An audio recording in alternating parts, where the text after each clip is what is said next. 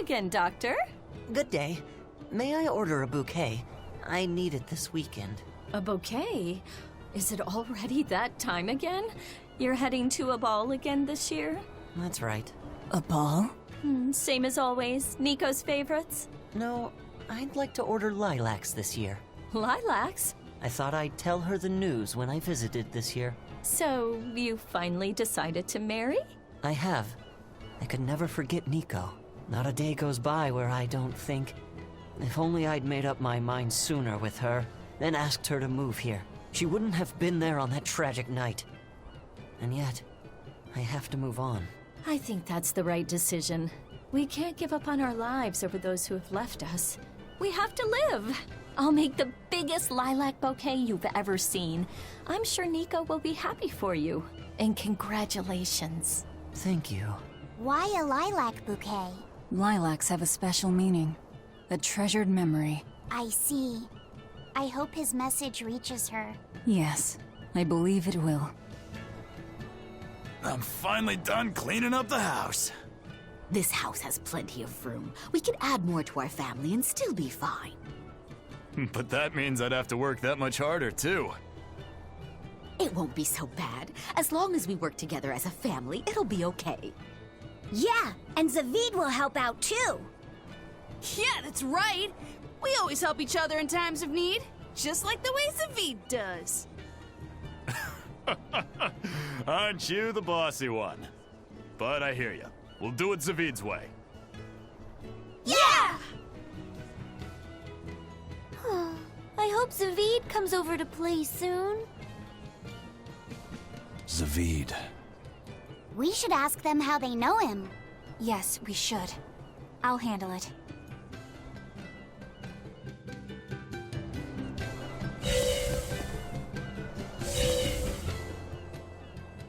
I'm Eleanor Hume, an exorcist with the Abbey. I'm terribly sorry to intrude, but I was hoping you would tell me how you all know Zavid.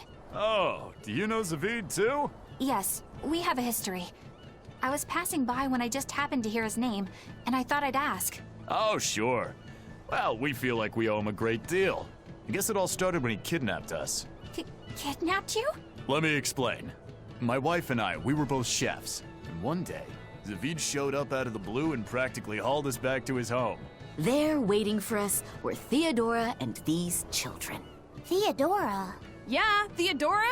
You know, his girlfriend. His girlfriend. These children had lost their parents, and Zavid and Theodora took them in. Then Zavid rushed us back outside. We were so startled by how sudden it all was. We had no idea what he was going to try to make us do. But then he asked us if we could cook the children a meal that humans would find delicious. He said that Malakim enjoy eating the same kind of food as humans do, but they lack the skills or know-how to cook it. At this point, how could we not help? We made them the biggest and best meal we could. It was huge and delicious. The mambo curry nearly melted my face off. The pasta margarita was the best. Well, I loved the peach pie. But yeah, after that, we ended up stopping by the house a lot and started teaching Theodora some recipes. We lost a child to a demon. Ever since, we'd forgotten we could ever laugh. But Zavid, Theodora, and the children, they gave us a newfound joy in life. From a kidnapper to a savior, then. Exactly. Until they came along, we'd never even realized that Malakim have hearts, just like people do. It's because they do that they fight alongside you exorcists against the demons. I see that now. Right. What was Theodora like? I love her. When I was too scared to sleep, she held my hand and let me sleep in her bed. She reminded me of my mom. But Zavid was always so mean to me. One time, he even hit me upside the head. You two were always roughhousing, being dumb and breaking stuff and getting hurt. Hey, you wanna fight? Come on, you two. Calm down. It sounds like these kids were well loved. Yeah. But one day, without any warning, Theodora left the house and went missing. And Zavid went off in search for his love, leaving you two to care for the children. He asked us to keep the kids safe until he and Theodora returned home. We just recently moved here, where there's a port, because our old town was too remote. All right, I think I get it now. Thank you for sharing your story with us. Zavid can be a bit rough and tumble, but he's a good man at heart. If he's in trouble, I hope you'll help him out. If not for him, then for the children. All right. Theodora. She must be that white-horned dragon, right? She must be. I don't see any other reason for Zavid to risk his life protecting a dragon. To be living with human children who have gone through such trauma, the risk of exposure to malevolence would have been high. And yet she was willing to help them, to take them in. It's no wonder Zavid wants to save her. But there's no way to turn her back into a Malak, right? That's correct. Which is why you feel you have to kill it. I don't disagree with your conclusion. But But I think you're going about it the wrong way. how so?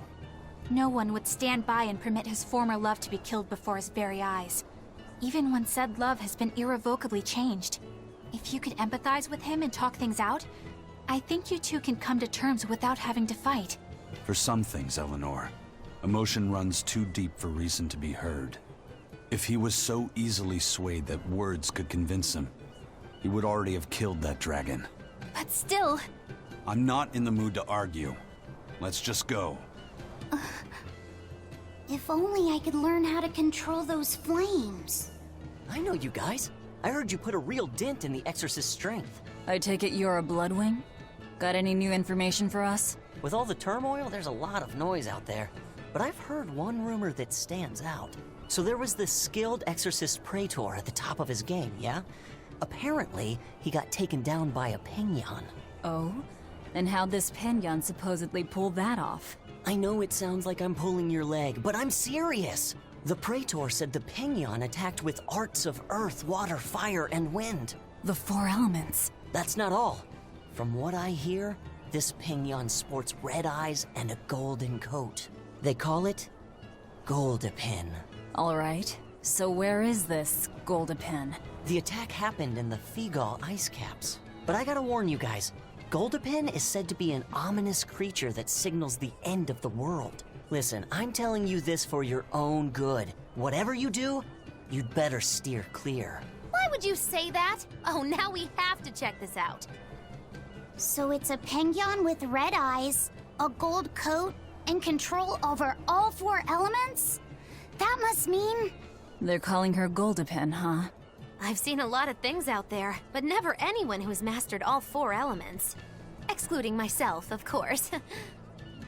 Whatever she is, if she's taken down a Praetor, she might be willing to work with us. Or, you know, it could be a trap. This strengthens the case that she could be connected to the four Empyreans. Either way, we should probably go and find out. I'll send word to Jude and Iseult. Hold on. That might complicate the situation. We promised we'd let him know if we heard anything. I'm just staying true to our word. Fine. But I have my own way of doing things, too. Is the world gonna be destroyed by the bad guys? By this calamity monster? What'd I tell you about asking weird questions to strangers? Sorry, he's a real handful. I don't mind. My little brother was full of curiosity, too. Always asking everyone all sorts of questions. Oh, is this your brother? No, I'm not. So the world's gonna be destroyed? What would you say if I said yes? I don't want to be destroyed! I want to be a pirate and explore the world, and I wouldn't be able to have my sister's meatballs anymore! So, what will you do about it? I'll stop that monster! I'll protect my sister! Then you'll need to get stronger. The Lord of Calamity is really tough. Stronger than a demon or a dragon?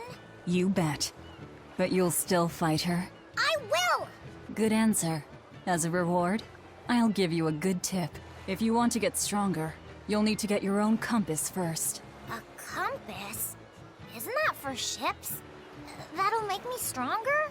Yes. I know a boy who found a compass. With it, he traveled the world and got really strong. Wow. I'll find the compass and get strong too! People have been saying that the Lord of Calamity destroyed Mercio, but do you know anything about what happened? Well, Mercio wasn't destroyed. It was more like taken over. All the people were driven out. How are other towns holding up? Well, there are more demons around than before. I'd say people are getting nervous. Is the demon blight really spreading? It's the worst it's ever been these past few years. In that case, it's more important than ever that we settle Eastgand. Eastgand has had the least trouble with the Demon Blight. More importantly, there's room here for so many to settle. So, you want to build a new town? Yeah, I'm thinking of the area around Lake Pernia. It's high up, but it's good land. Ready access to good fresh water is a big plus. The soil is rich there too, so it'd be a good location for a town. All right, now I'm getting excited. Me too. It won't be easy, but in this world, what is? Besides, I want to do my part to help people. Okay, last thing we'll need is ladies. Can't start a town without our better halves. Before we plan our town, we'll need to plan for romance. Don't waste your time.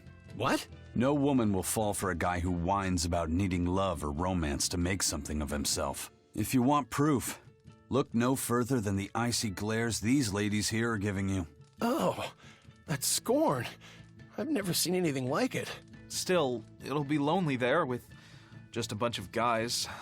Speak not of dreams. Become them. I read that in a book once. People are drawn to those with conviction, who work hard to fulfill their dreams. In other words, find passion in something, and someone will take notice of you. A long time ago, I read that the secret to finding love is not to fall for someone, but to make someone fall for you. Okay, let's do it. Let's make our lakeside town a reality. Woohoo! The girls won't be able to keep their hands off us.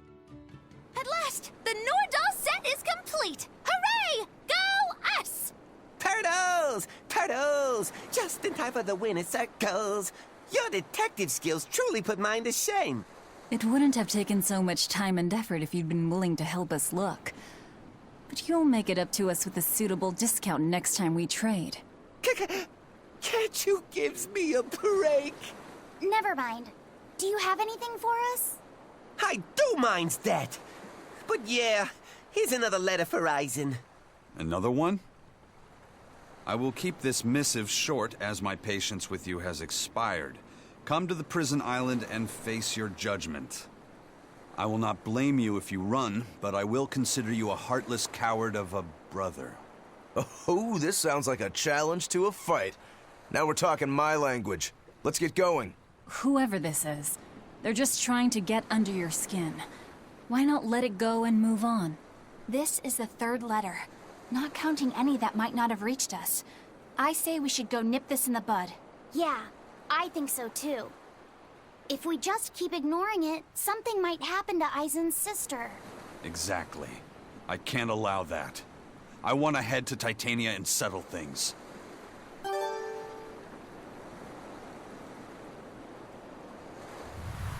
I don't see any exorcists, at least. They must have pulled a runner once they were finished here. If our challenger knew that when selecting this location, I suspect we're in for a serious fight. We need to stay careful. There doesn't seem to be anybody here. Wait, what's up with that box? The time has come for judgment and retribution! What the... Did a Nordal just come out of that box? Who are you? Very well. You ought to know the name of he who consigns you to the flames of hell. I am... You're that Norman, right? Phoenix or whatever? Ha! No wonder those letters were so full of empty threats and blustery nonsense. Bien! This is bad. The self-styled strongest Norman of all Norman is the mastermind behind all of this! Self-styled? I am the man among men, the strongest Norman of all Norman. I am Phoenix. Yeah, we've covered that already. So you're the one who wrote all those letters. What's your bone with me? I merely seek to right wrongs. I recently came into possession of a letter from a sister pouring her heart out to her brother. I traced the letter back to its sender, and one day paid her a surreptitious visit. There, I found a sweet, innocent girl. Surrounding her were presents from her brother, and mountains of letters she couldn't bring herself to send. Letters she couldn't send? Heartfelt letters for her older brother. When I read them, my manly tears fell over the same salty stains left by hers. What the hell is wrong with you? Who reads someone else's letter and then decides to break into their room? I acknowledge that I am partly in the wrong. But for all that is righteous, I cannot condone you. I do this for your sister, clasping her hands in well-worn gloves as she sends prayers for her brother's safety across the wide blue sea. Enough of this nonsense. What is it that you want? That is a question you should be asking of yourself. What do you mean? Just what is it that you're communicating with the superficial scrawlings and shoddy baubles you send her? He's trying to atone. Don't be absurd. Which is the real you? The considerate brother who worries for his sister? Or the man who consorts with low-life scum and pirates? Why can you not at least be honest with her, pirate? She is your sister. Why can you not tell her of the life you've chosen to lead? Do you think her too weak-willed to forgive your decision? Is that what your beloved sister is to you? I don't have to take this from you. Fine then. Show me your power. You asked for it. Then it's settled. If I win, you will go visit your sister immediately. But if I lose, I will obey your every command. See this? You're a funny one, Phoenix. I like you. Laugh all you wish, for the last laugh will be mine! I think I'll have to try instead.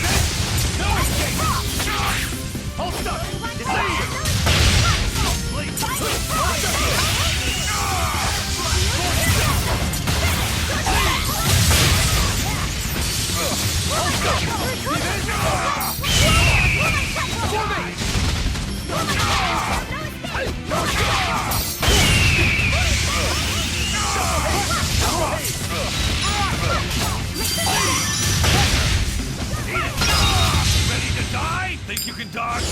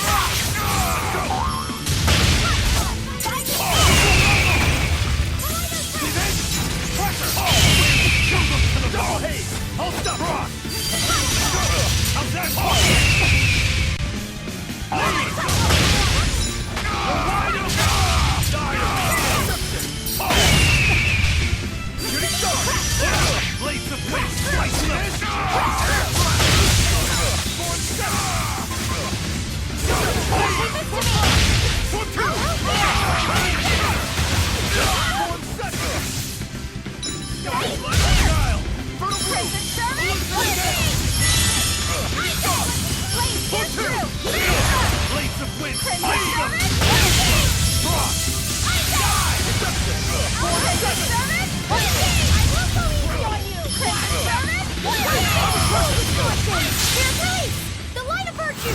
The dark of vice! Join in chaos! Chaos blue! Dark of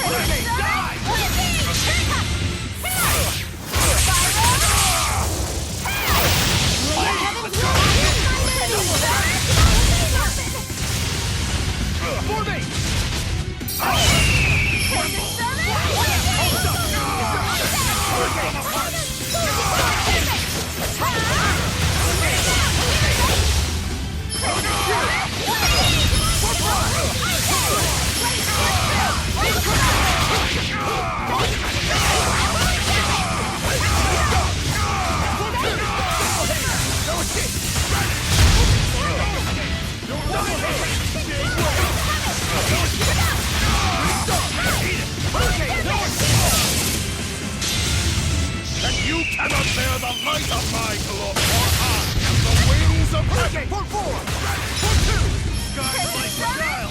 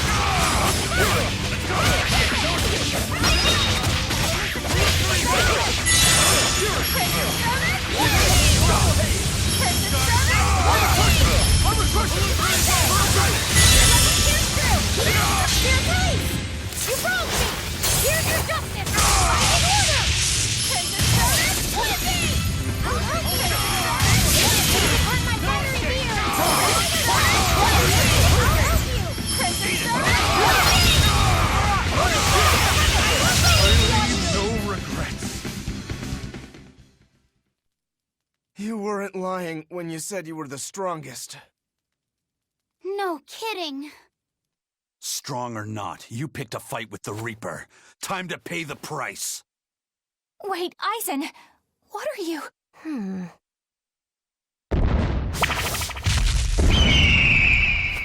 I thought so. That's why you're called the Phoenix, isn't it? Your blessing has the exact opposite effect as my curse.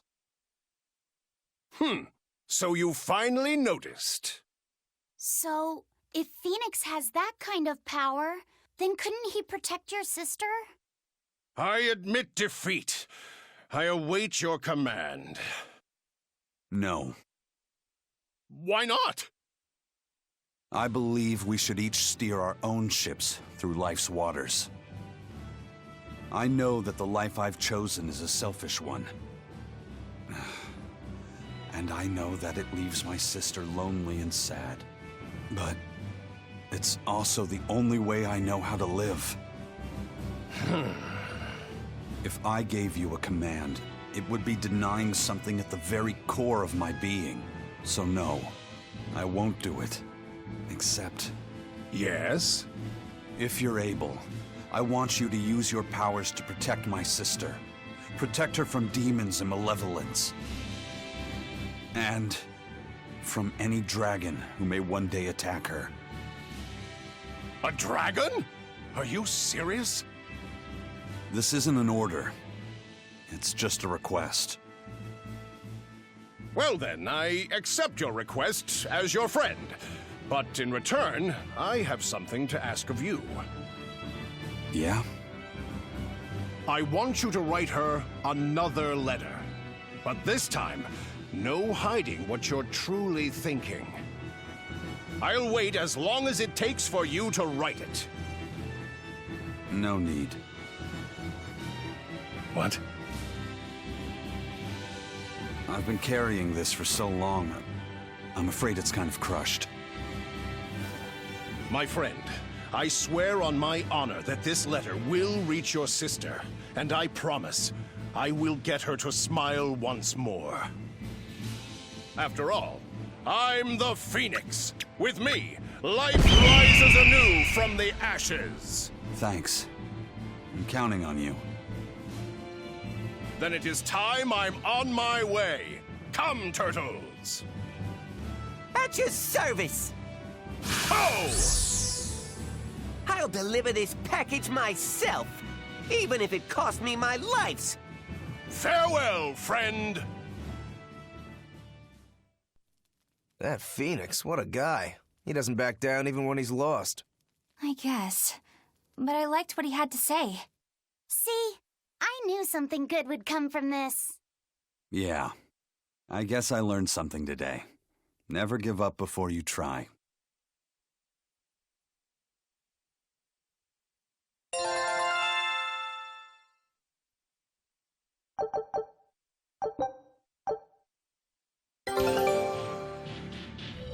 Phoenix is finally gone! It's okay for you to come out now, Grimoire! He's so stuffy, as always, that he made me sweat, and I was even hiding. Now that I think about it, Neither of you showed your faces when Phoenix was here, did you? Why wouldn't you two want to see a fellow Norman? I guess that asks for an explanation. All right, I think I can tell you now anyway. Broadly speaking, Norman fall into two different categories. Dog Norman and cat Norman. The ones who like to be around humans, like Phoenix, are your dog types. The ones who prefer to stick around objects and places are the cat types. I've heard people say that dogs get attached to the human and cats get attached to the home. So, since Magilou's relied on you a lot over the years, does that make you a dog Norman? No, not really. My powers actually work with Miss Magilou's guardians, not Miss Magilou herself. That makes me a cat type. Though actually, considering how I serve a witch, I'd be a cat type either way. Anyway, back on topic. Dog Norman like to live among lots of humans in comfort and style. Cat Norman like me and Grimoire would rather live in forests and ruins and pass our time in idle leisure. Some, ourselves included, don't conform with expectations, instead choosing to live as we please alongside humans. What does this have to do with wanting to avoid Phoenix? There's a gap between us that can't be bridged. Like the difference between sky blue and sea blue. Come on, aren't sky blue and sea blue basically the same color? Maybe to your untrained eye, but to those who care, there's a perceptible difference in hue, slight though it might be. Whatever it is that separates them is impossible to overcome. I didn't realize it could be such a big deal. Let me ask you guys this. Are pudding and custard the same? No, definitely not. If I ordered one, I wouldn't want to be served the other. Those still sound more or less the same to me, too. What if I said it was like the difference between sherbet and sorbet? Oh, yeah, there is a difference there. Although I usually can't remember which is which. So, like the difference between a hoagie and a sub sandwich? But those two are the same. Anyway, you get the point now, surely. We've long had our differences, and they put us in perpetual conflict. But what good does that do? Actually, on that note, is Aizen's sister going to be okay with Phoenix around? That much I wouldn't worry about. He can be obnoxiously brash and talks a lot of nonsense sometimes. But if nothing else, Phoenix has a strong sense of responsibility. Rest assured, she's in good hands. Although if you work him too hard, he'll start making speeches about uprisings and insurrections and all that stuff. How many times do I have to tell you? You just don't get it! You're the one who doesn't get it! You're just making a lot of trouble where there shouldn't be any, old man! What did you just call me? Say that again, I dare you! Both of you, shut up already! You're making so much noise that I'm tempted to devour your heads just to get some peace and quiet! Honestly, I find it odd how you pirates, who are on the same side, are always fighting. Yet you don't hesitate to rescue shipwrecked Abbey sailors who are your enemy. What's so hard to understand about that? You're treating your ally like your enemy, and your enemy like your ally. Seriously? You still have a lot to learn, apparently. What the hell does the Abbey teach you, exorcists? You talk all about going around helping people, but you don't know the first thing about sailing. Are you implying that the first thing about sailing is to help your enemies? I can't explain it to the likes of you. Benwick, you explain it to our esteemed exorcist here. Well, you see, when somebody out at sea is in trouble, we don't refer to them as allies or enemies.